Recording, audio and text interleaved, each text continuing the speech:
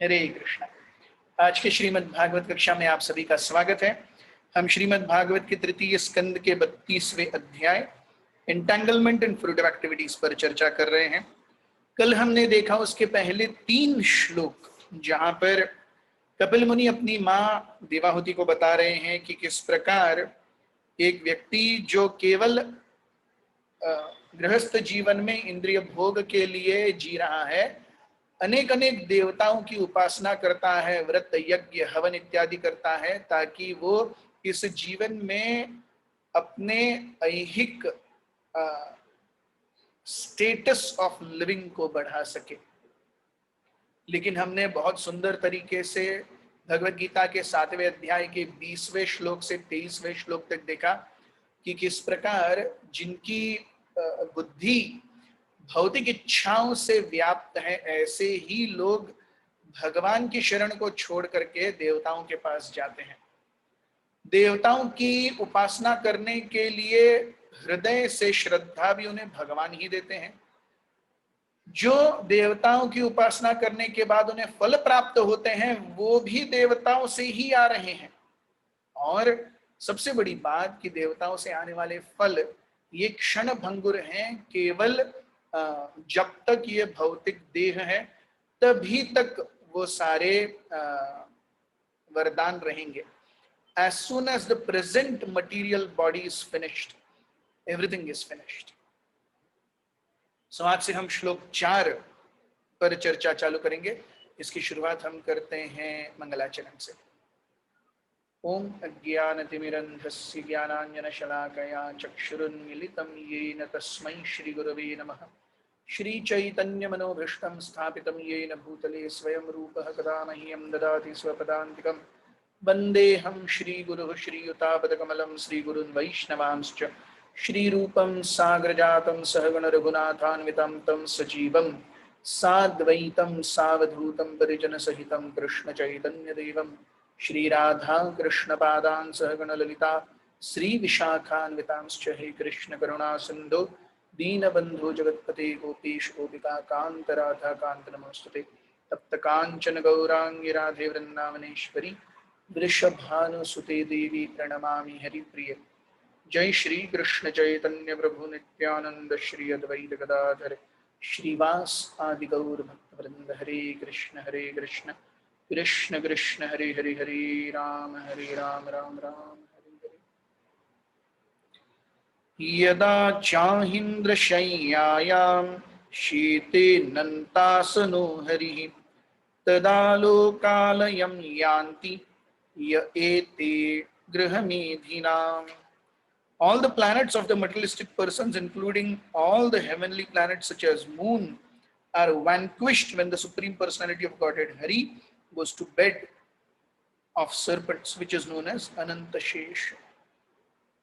तो चाहे देवताओं से जितने भी वरदान प्राप्त करे, चाहे जितने भी अच्छे वरदान प्राप्त करे, चाहे भौतिक रूप से कितने भी लंबे समय तक वो वरदान हमारे साथ रहे, लेकिन अंत उसका पूरी तरह से डिस्ट्रक्शन है। So no matter what happens to us, us refers to the material body, भौतिक शरीर, उसकी अच्छाई, उसकी बुराई, उसके साथ मिलने वाले वरदान और उससे आने वाले भोग, ये सारे क्षण भंगुर हैं। अगर ब्रह्मा जी के समान जीवन भी मिला लंबा, श्रीमद् भगवत गीता में प्रभुपाद जी हमें बताते हैं Brahma ji lives for how long? Brahma ji lives for 300 trillion 400 billion years. उसमें कितने जीरोस हैं ये भी मुझे पता नहीं है। 300 ट्रिलियन 400 बिलियन, ऐसी लंबी आयु वाला जीवन भी क्षण भंगुर है। भगवान के, महाविष्णु के 1 सेकंड में 6 ब्रह्मा आके जाते हैं। आप सोचिए काल गणना क्या है। Brahma ji lives for 300 trillion 400 billion years and such 6 Brahmajis come and go in Mahavishnu's 1 second. So basically it is all about eternity.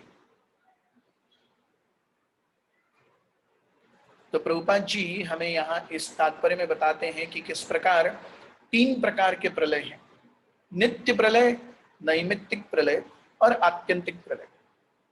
ये हमने पहले भी दूसरे स्कंद में अच्छे से इस पर चर्चा की है। नित्य प्रलय यानी रोज अहनि अहनि भूतानि गच्छन्ति यमालयम, रोज हम देखते हैं लोग मर रहे हैं, लोग मर रहे हैं, कुत्ते बिल्ली हर कोई शरीर ले रहा है, शरीर छोड़ रहा है। जातस्य ही ध्रुवो मृत्युर ध्रुवम जन्म मृतस्य च, ये सब हो ही रहा है हमेशा।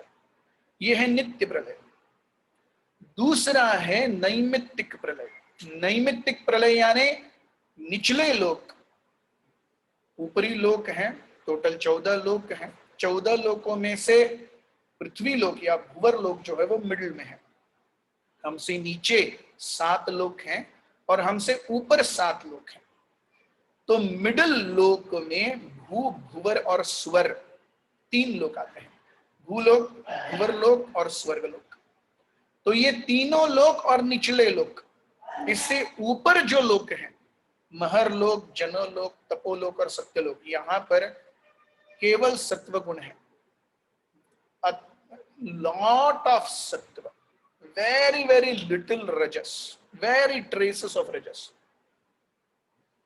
So निचले जो लोक हैं, जो रज और तम से भरे हुए लोक हैं, अर्थात स्वर्ग लोक तक, वो नष्ट हो जाते हैं जब ब्रह्मा जी अपने दिन के बाद सो जाते हैं। सो दैट इज निमित्त। निमित्त है कि ब्रह्मा जी का दिन समाप्त हो गया, अब ब्रह्मा जी को रेस्ट करनी है। तो महर, जनर, तप और सत्य, इन 4 लोगों को छोड़ करके बाकी 10 लोक जो हैं, नीचे के 7 और भू, भूवर और स्वर, ये 3 रजस। सो ये 10 लोग पूरे प्रलय में चले जाते हैं, डिस्ट्रक्शन एवरीवेयर। सो ये दूसरी प्रलय है, नैमित्तिक प्रलय। आत्यंतिक प्रलय यानी जब ब्रह्मा जी के जीवन की अवधि समाप्त हो रही है, ब्रह्मा जी 300 ट्रिलियन 400 बिलियन ईयर्स का हो गया उनकी आयु, his body is finished. At that time whole universe is finished, including Brahma, महर, जन, तप, सत्य, फिर ब्रह्मांड के वो 7 लेयर्स, वो सब चले जाते हैं गर्भोदक्षाई विष्णु के पेट, इस तरीके से।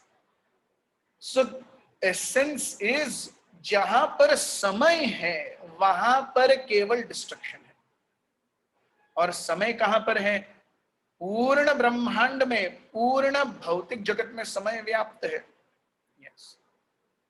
सो basically the function of time factor is to destroy everything. समय का कार्य क्या है? सारी चीजों को नष्ट करना। सो इसीलिए हम देखेंगे कि जब इस महान भगवान के प्रतिनिधि काल को हम समझते हैं और उसके अनुरूप हम सही में बुद्धिमान हो जाते हैं कि जो कुछ भी अभी दिख रहा है उसमें से सत्य कुछ नहीं है, सब क्षण भंगुर है। उसके अनुसार हम जब कार्य करते हैं, यही यहां पर हम देखते हैं कपिल देव देवाहुति को समझा रहे हैं। श्लोक क्रमांक 5। ये स्वधर्मान दुह्यन्ति, ये स्वधर्मान दुह्यन्ति, धीराः कामार्थ Hathaway, निसंगान्यस्तकर्माणः, प्रशान्तः शुद्धचेतसः। Those who are intelligent and are of purified consciousness are completely satisfied in Krishna consciousness. Freed from the modes of material nature, they do not act for sense gratification. Rather, since they are situated in their own occupational duties, they act as one is expected to act. So, ये स्वधर्मान न दुह्यन्ति। दुह्यन्ति दोहन, दोहन यानी हम जब गाय से उसका दूध निकालते हैं, मिल्किंग ऑफ द काउ, उसे दोहन कहते हैं। सो गाय हमने पाली है, उसको हम चारा खिला रहे हैं और उससे दूध निकाल रहे हैं। सो दूध निकाला यानी गाय रखने का पर्पस फुलफिल हो गया, है कि नहीं? सो उसी प्रकार स्वधर्म किए, धर्म से अर्थ आया, यस, अर्थ से उपभोग किया।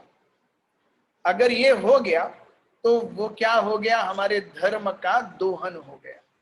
Yes, we have done our duties and we have got results from those duties and we have enjoyed those results. So those who are dhiraha, those who are self controlled, ये स्वधर्मान न दुहियंती, जो अपने स्वधर्मों से भोग की इच्छा की आसक्ति नहीं रखते, वो कौन है? वो धीर व्यक्ति है। One who is self-controlled, he does his duty not so that one can enjoy the results of one's activities. Such persons are called as dhira. Dhira means those who are self-controlled.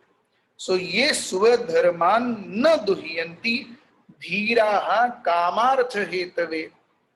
सो धर्म, अर्थ, काम और मोक्ष। सो धर्म का आचरण किया तो उससे क्या आएगा? अर्थ आएगा। अर्थ आएगा, अर्थ क्यों चाहिए? अर्थ चाहिए काम को पूरा करने के लिए, इच्छाओं को पूरा करने के लिए। जब उस अर्थ की उपयोगिता काम को, इच्छाओं को पूरी करने की बजाय धर्म के प्रचार में की जाती है, सो हम देखते हैं कि कामस्य न इंद्रिय प्रीतिर लाभो जीवेत यावता जीवस्य तत्व जिज्ञासा न अर्थो यश्चेह कर्म भी। इस पर हमने कल चर्चा की थी कि इच्छाएं कैसी हो? इच्छाएं कभी भी इंद्रिय भोग के प्रति डोवटेल्ड न हो। Desire should never be such that they are engaged towards sense gratification. What they should be engaged towards? Jivasya tattva jigyasa. They should be engaged towards wanting to understand absolute truth. They should be engaged towards understanding Krishna and our absolute nature. Yes, हमने कल इस पर भी चर्चा की थी। Yes, कि धर्मस्य ही अपवर्गस्य न अर्थाय उपकल्पते। धर्म का आचरण किस लिए होना चाहिए? धर्म का आचरण कभी भी अर्थ के उपजीविका के लिए नहीं होना चाहिए। नहीं अर्थस्य धर्मैकान्तस्य कामो लाभाय ही स्मृतः। अगर अर्थ अपने आप आ जाता है तो उसका उपयोग अपनी इच्छाओं के पूर्ति के लिए नहीं, धर्म के प्रसार के लिए होना चाहिए। Yes. So then the cycle is complete and we are safe. So ये स्वधर्मान न दुहियंती धीराः कामार्थ Hathaway. One who is not expecting the results of one's all endeavors in terms of fulfillment of desires of what one wants, such a person is called dhirah. Such a person is sober. Nisangaha nyasta karmana. Such a person has actually given up the association of material nature. जब तक जीव के इच्छाओं की जो श्रृंखला है वो आंतरिक रूप से परिपूर्ण नहीं होगी, तब तक वो मोक्ष गति के लिए क्यों जाएगा? है कि नहीं? हम देखते हैं, कल हमने चर्चा की थी धर्म, अर्थ, काम और मोक्ष। धर्म का आचरण किया, उससे रिजल्टेंट अर्थ आया, अर्थ से इच्छाओं की पूर्ति हुई, काम। सो जब इच्छाओं की पूर्ति हुई, व्यक्ति को सेटिस्फाइड होना चाहिए मोक्ष की, और क्यों जाना चाहिए? yes. उसे और धर्म करना चाहिए, और अर्थ करना चाहिए, और काम आएगा। सो धर्म अर्थ काम, धर्म अर्थ काम, धर्म अर्थ काम, ठीक है। मोक्ष कहां से आया सडनली? मोक्ष आया क्योंकि चाहे जितनी भी अपनी इच्छाओं की पूर्ति कर लो, उसका एंड नहीं है। There is no end to how much we can have desires, and there is no end to how much we can satisfy those desires. One will never be satisfied. If one goes to the course of satisfying one's desires, one will never be satisfied. You want to be a PhD, Oh, you do 10th, you do 12th, you have graduation, post graduation, 5 साल के बाद PhD. There is an end to it. Yes. You want to make a house, आप अपनी तरफ से कुछ savings शुरू करते हैं, कहीं लोन लेते हैं, घर लेते हैं, EMI खत्म कर देते हैं, 25 साल के बाद there is an end to it. Yes. You have kids, they go to school, they get older, they get job, they get married, there is an end to it. But the desires that you have or one has and how much satisfaction they can get, there is no end to it. इसीलिए इन इच्छाओं की श्रृंखला से बाहर निकलना ये अत्यंत महत्वपूर्ण है. इन इच्छाओं की श्रृंखला और उनसे आने वाले उपभोग से जब बाहर निकलते हैं वहां मोक्ष का रास्ता है. नहीं तो इसी श्रृंखला में जुड़े रहेंगे. That is what Bhagavad Gita 3rd chapter also tells us, कर्म योगा. इसी में जुड़ते रहेंगे. So when one has the desire for moksha, I do not want any fulfillment of desires. Desires will come, desires will go.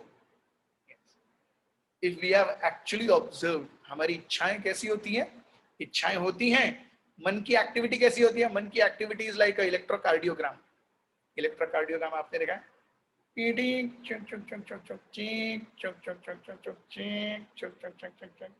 बीच में एक peak आता है, फिर नॉर्मल रहता है, फिर एक पीक आता है, फिर नॉर्मल हो जाता है, फिर एक पीक आता है. उसी प्रकार हमारे मन भी ऐसा ही चलता है.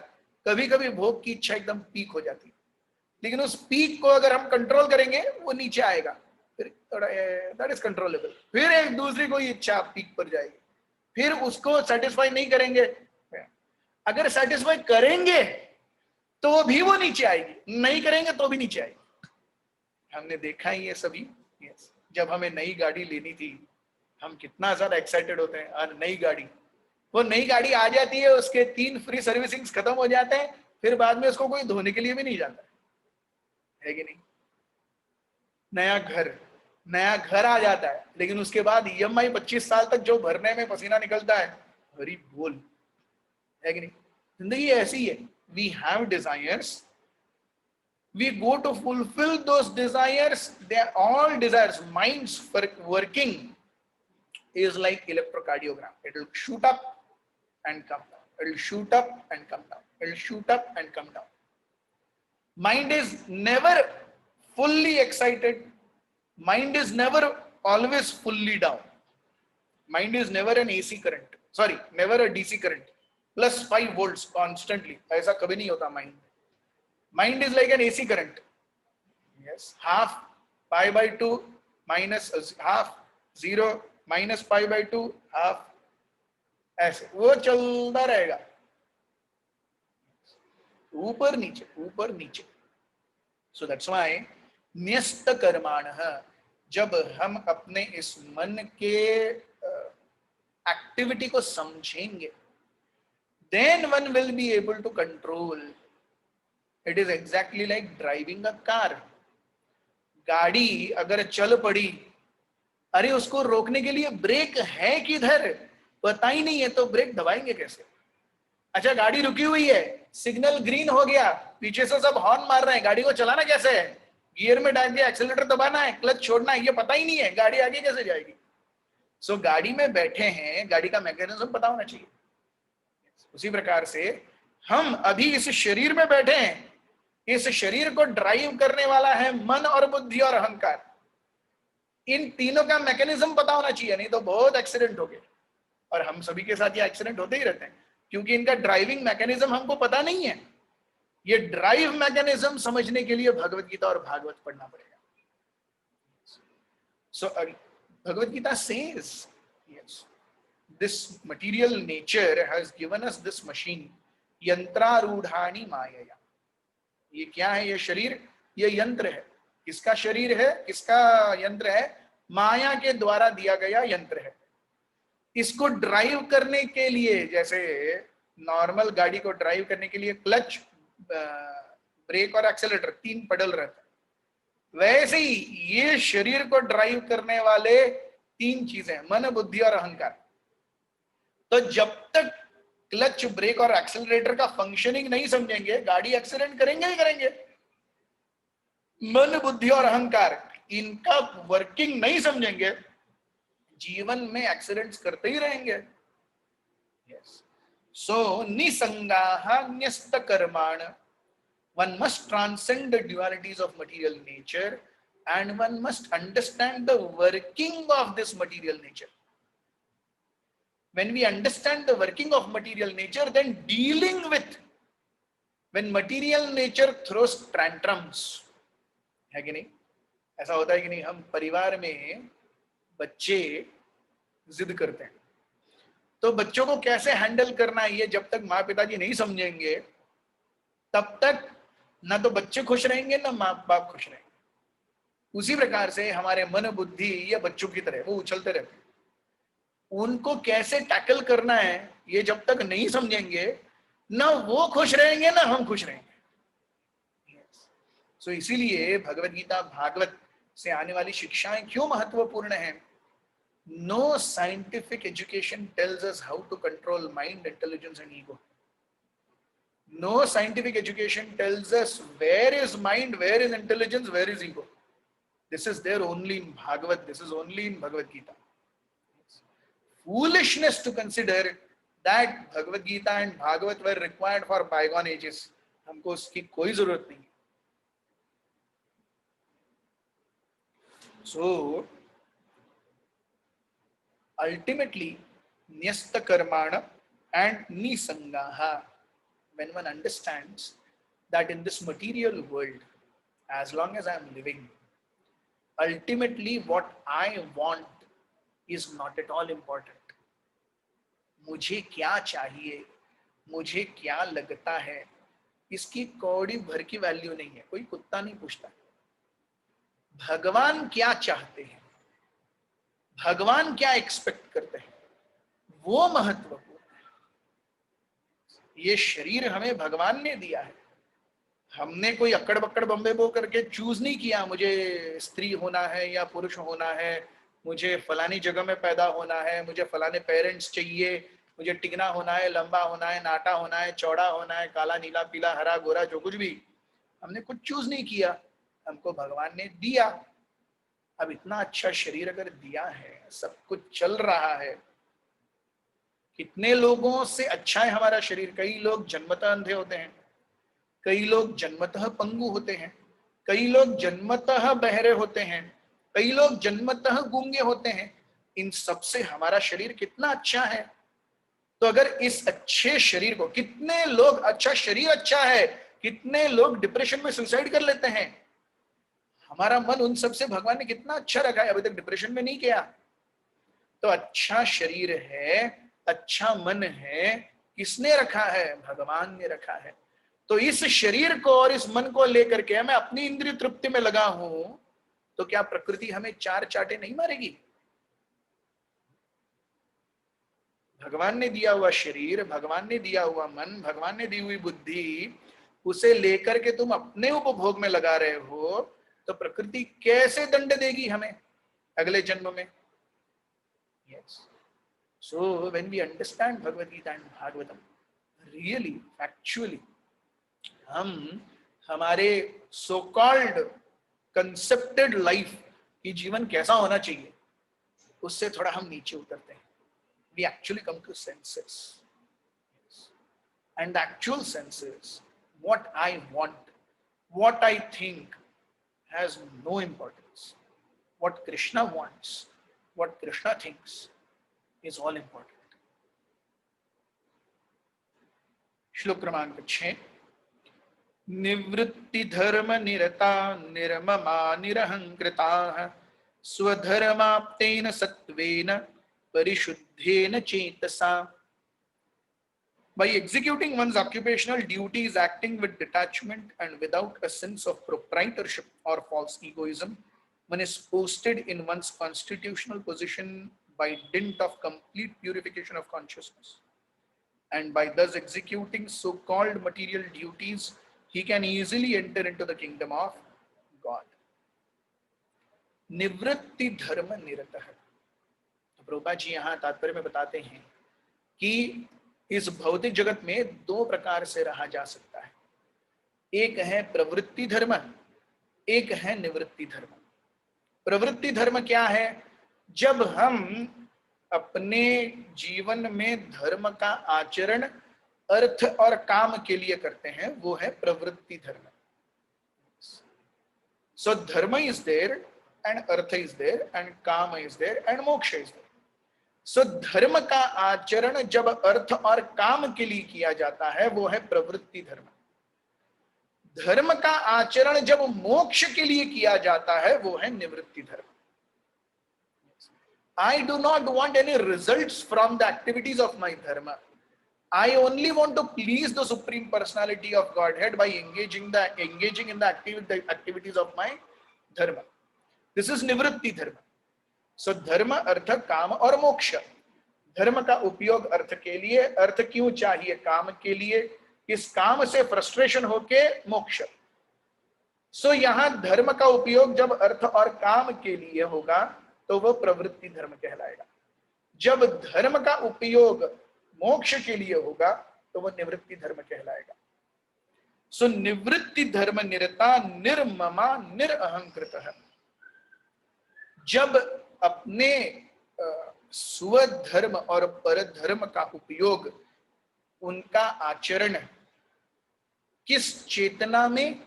निर्मम, ये मेरे लिए नहीं कर रहा मैं ये क्यों कर रहा हूं? ये मेरे लिए नहीं कर रहा। And a bit of that consciousness we find in the way parents raise their children.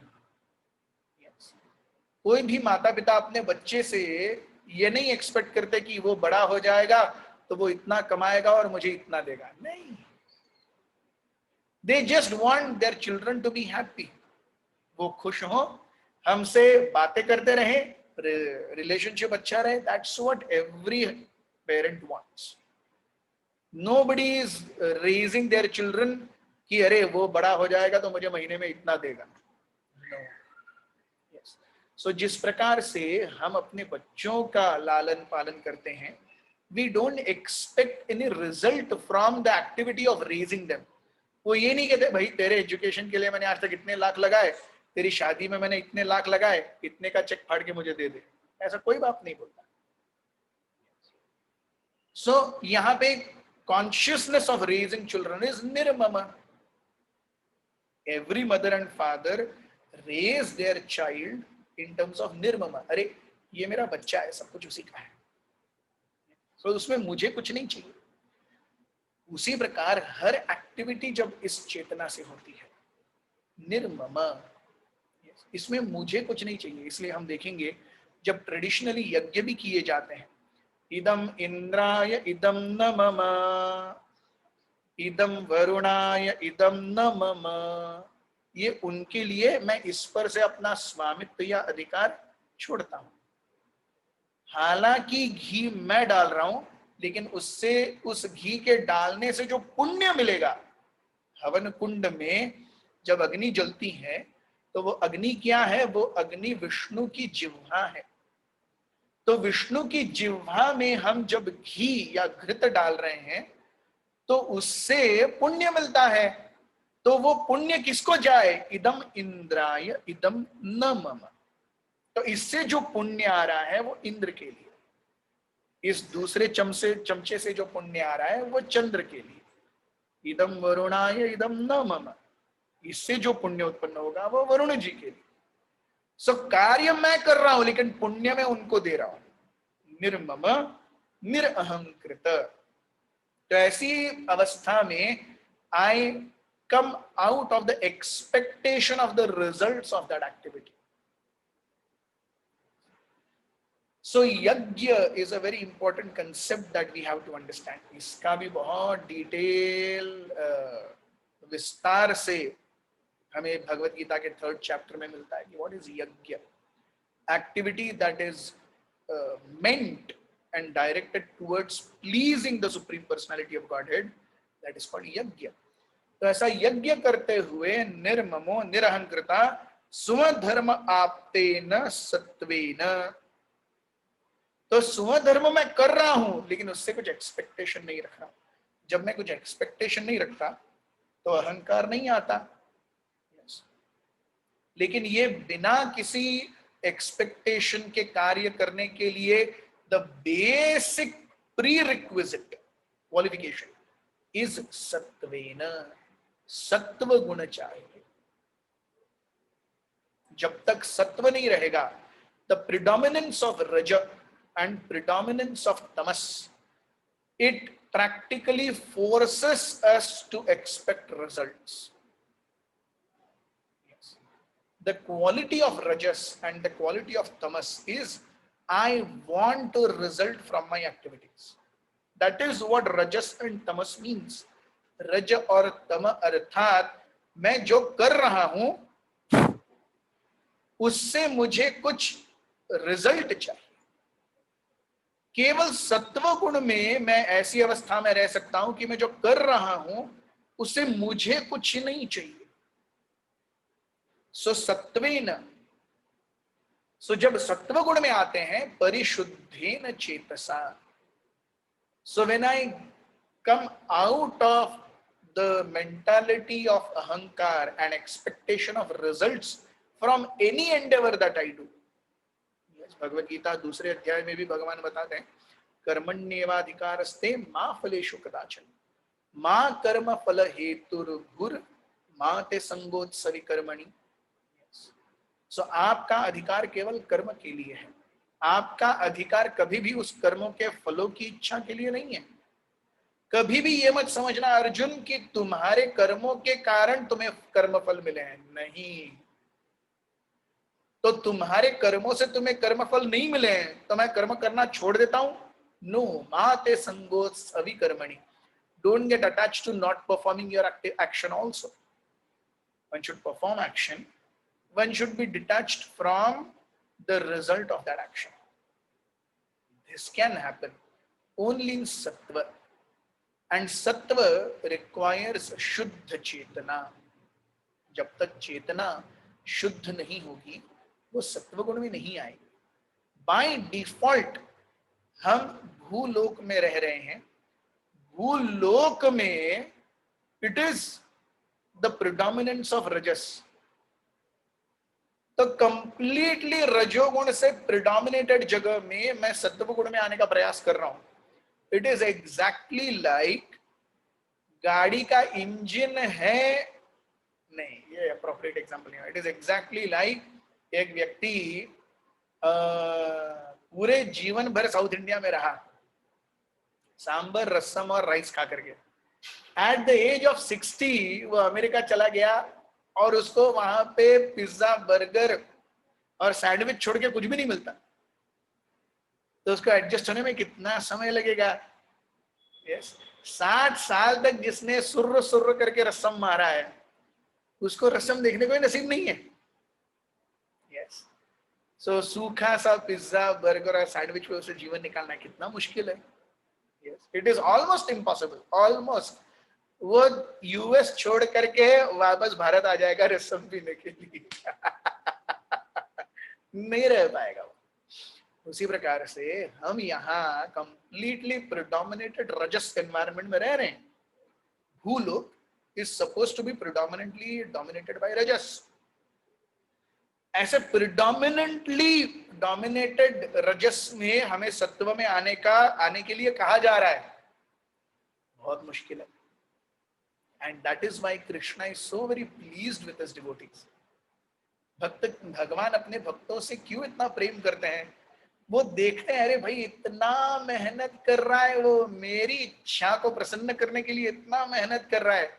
That sacrifice that a devotee makes to please Krishna, that is what melts the hearts of Krishna. Sadhunam hridayam mahyam sadhunam hridayam tu aham tesham madanya न जानati नाहम तेषु मनागमी। साधु मेरे हृदय में रहते हैं, मैं साधुओं के हृदय में रहता हूं, क्योंकि उनको मेरे अलावा और कुछ पता नहीं है, इसलिए मुझे भी उनके अलावा और कुछ पता नहीं। So coming to that platform is निवृत्ति धर्म निरता निर्ममा निरअहंकृताः स्वधर्म आप्तेन सत्वेन परिशुद्धेन चेतसा। So by executing one's occupational duties, acting with detachment and without a sense of proprietorship or egoism. One is posted to one's constitutional position of being a servant of Krishna. This is purified consciousness, and by thus executing so called material duties, we can very easily achieve liberation.